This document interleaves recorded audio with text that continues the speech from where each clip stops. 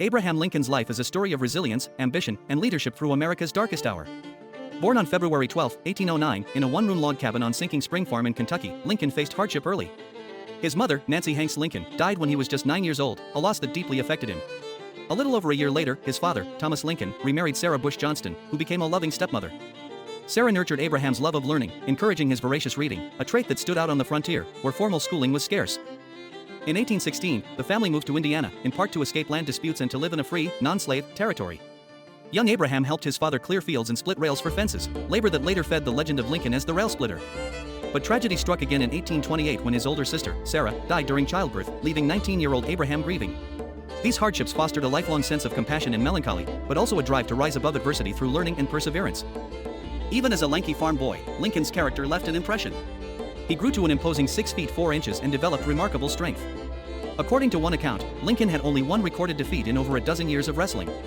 In 1830, at age 21, Lincoln moved with his family to Illinois, where he spent his formative adult years.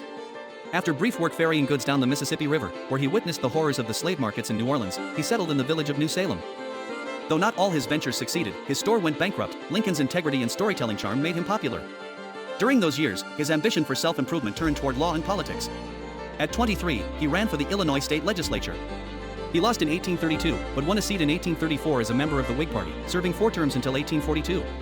Teaching himself law by reading borrowed legal texts, Lincoln earned a law license in 1836 and established a successful practice in Springfield after moving there in 1837.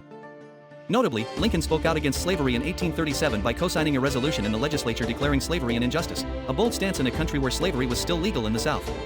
While not an outright abolitionist, Lincoln believed slavery was morally wrong and should not expand. During his Springfield years, his personal life also unfolded. He courted Mary Todd, a well-educated woman from a prominent Kentucky family. They married in 1842 and had 4 sons, Robert, Edward, William, and Thomas, but only Robert survived to adulthood. Lincoln's talents and reputation led him to national politics. He served a single term in the U.S. House of Representatives between 1847 and 1849, where he spoke out against the Mexican-American War, viewing it as an unjust war of expansion. Returning to law afterward, he stayed politically engaged.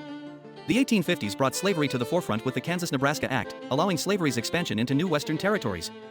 Outraged, Lincoln left the Whigs and became a leading figure in the new Republican Party, formed largely to oppose slavery's spread.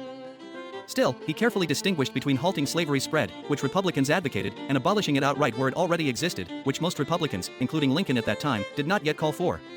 This nuanced position showcased Lincoln's evolving beliefs and political pragmatism. His breakthrough came in 1858, when he ran for the U.S. Senate against Stephen A. Douglas, the author of the Kansas-Nebraska Act. Despite modest political credentials, Lincoln engaged Douglas in a series of historic debates, earning national attention. Though he lost the race, the debates established Lincoln as a compelling anti-slavery voice.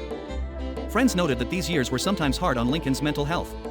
He had experienced what we would now call clinical depression since his youth, yet he learned to cope by throwing himself into work, by telling humorous stories, and by finding purpose in causes larger than himself. By 1860, Lincoln's blend of moral principle, political moderation, and eloquent speaking made him a choice for the young Republican Party's presidential candidate. At the Republican National Convention in Chicago, Lincoln was not as well known as other contenders like William Seward, but his reputation as the self-made man from the frontier, the rail splitter who could win Midwestern votes, helped him prevail. In fact, he won the nomination and then triumphed in the 1860 presidential election, despite not even being on the ballot in most southern states.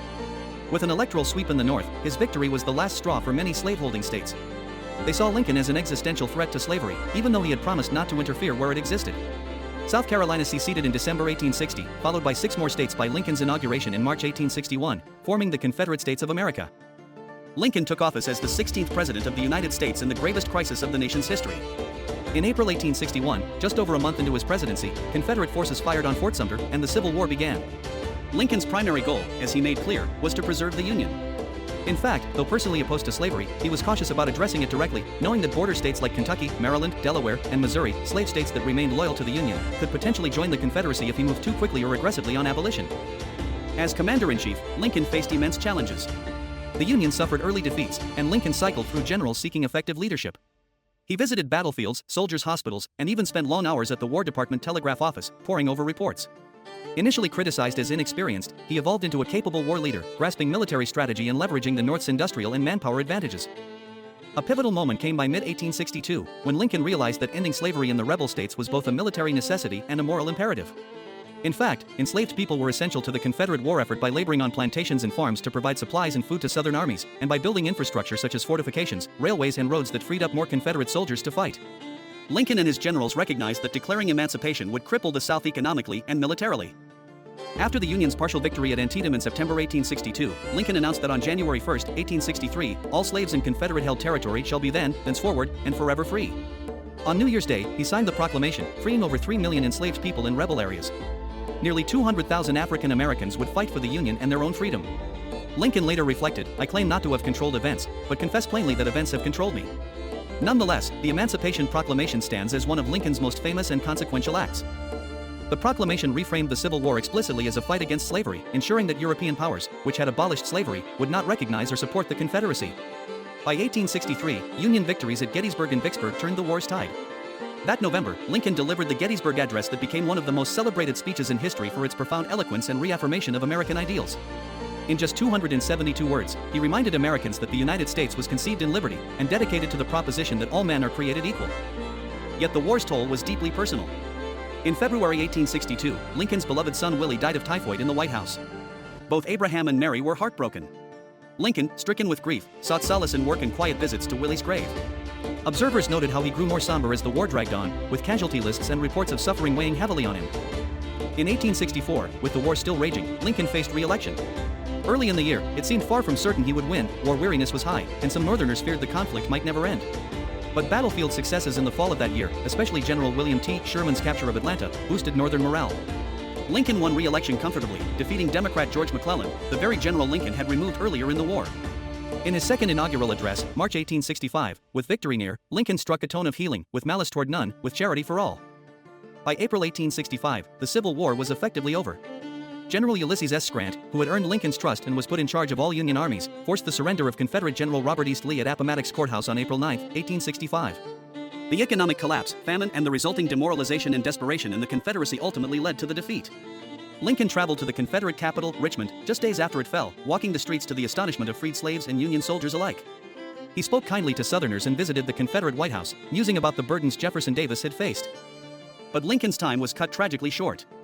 On April 11, 1865, he gave a speech from the White House balcony outlining his vision for Reconstruction, including a suggestion that educated black men and black soldiers deserved the right to vote. In the crowd that night was actor John Wilkes Booth, a Confederate sympathizer. Enraged at even a hint of black suffrage, Booth reportedly said to a companion, "That means African American citizenship. Now by God, I'll put him through." That is the last speech he will ever make. Indeed, it was. 3 nights later, on April 14, Lincoln and Mary attended a play at Ford's Theater. During the performance, Booth crept into their box and shot Lincoln at point-blank range, shouting, "Sic semper tyrannis." Thus always to tyrants, Booth fled, though he broke his leg in the escape. Lincoln was carried across the street to a boarding house. Through the night, doctors tried to save him, but the wound was fatal. He died at 7:22 a.m. on April 15, 1865, at age 56. His assassination, the first of an American president, plunged the nation into mourning. The Civil War had cost 750,000 lives, and now the man who led the nation through its darkest hour had himself fallen victim to violence. Lincoln's body lay in state in the Capitol, and then a funeral train carried him back to Springfield, Illinois, taking a 1,600-mile route through many cities so millions could pay respects. Grief-stricken Americans lined the railroad tracks, legends tell of entire crowds falling silent as his train passed. The loss was felt especially acutely by African Americans. Frederick Douglass eulogized him as emphatically the black man's president. John Wilkes Booth was tracked down 12 days later and killed while resisting capture. Several of his co-conspirators, who had also plotted to kill other officials, were caught and hanged. Lincoln's legacy only grew after death. The Lincoln Memorial, Mount Rushmore, the penny, the $5 bill, his image and ideals endure. His life remains a symbol that through honesty, education, and hard work, anyone can rise from humble beginnings to greatness.